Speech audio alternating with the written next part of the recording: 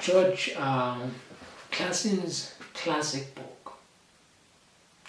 This is the book that we'll be talking about. Welcome.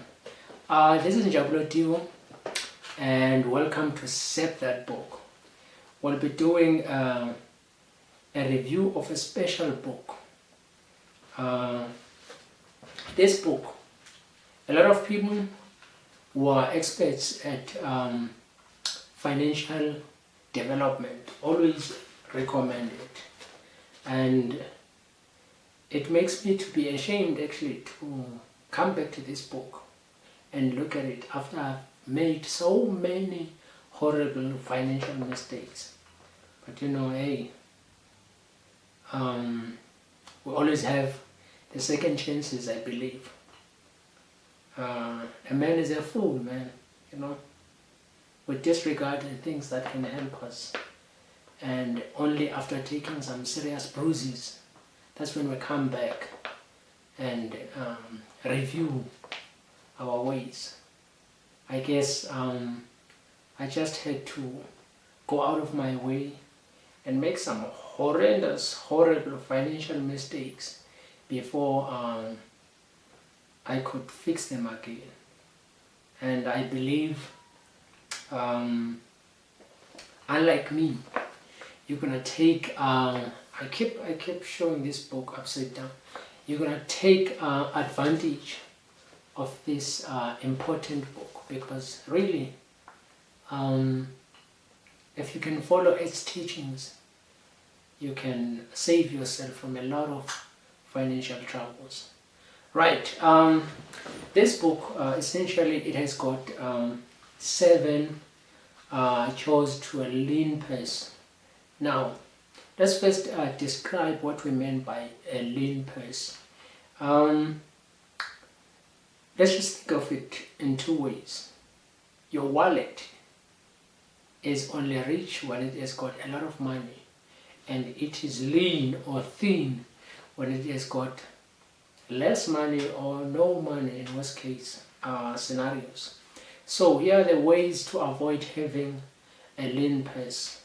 So this book is going to give you advices that are going to fatten, more precisely, your pocket.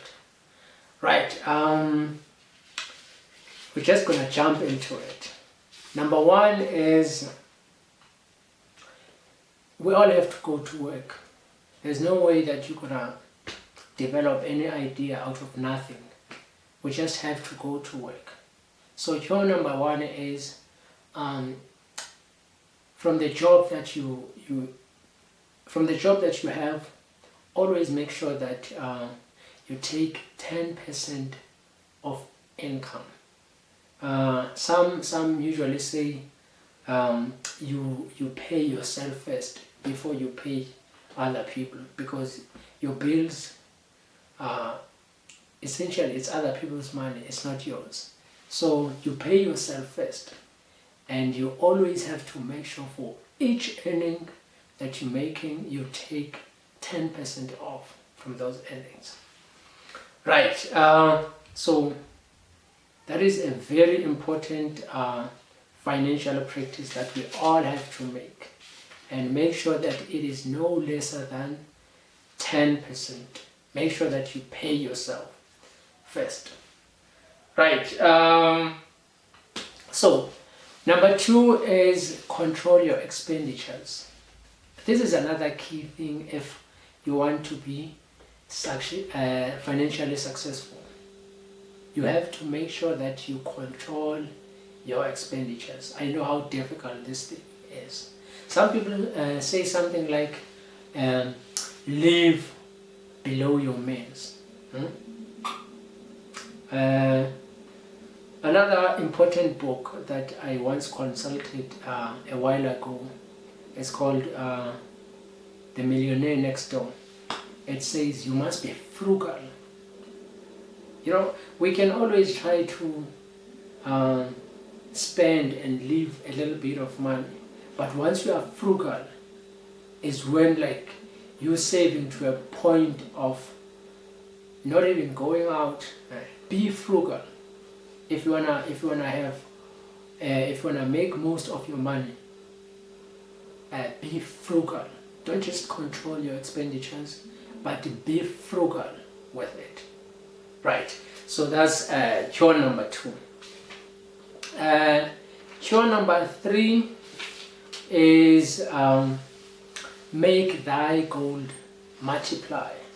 So here, when we're talking of gold, we're talking about money, right? So find ways to make your money multiply. Right, I came up with my own examples that, remember, this book is very old, but its knowledge can be applied today. Right, for instance, one of the ways we can make our gold or our money to multiply, here precisely this book is talking about passive income. So find ways to get passive income. Now, if you don't know what we're talking about when we're talking of passive income, we're talking about the money that you're gonna make even if you are sleeping, like it's passive. Huh? So what are the ways that we can create a stream of passive income? I thought of compound interest. Yeah. So this is when we go to companies that offer us these index funds. You go there with a big amount of money, whatever money that you put aside, given a certain period of time, and then that money might expand by, say, 10%, given whatever option that you chose.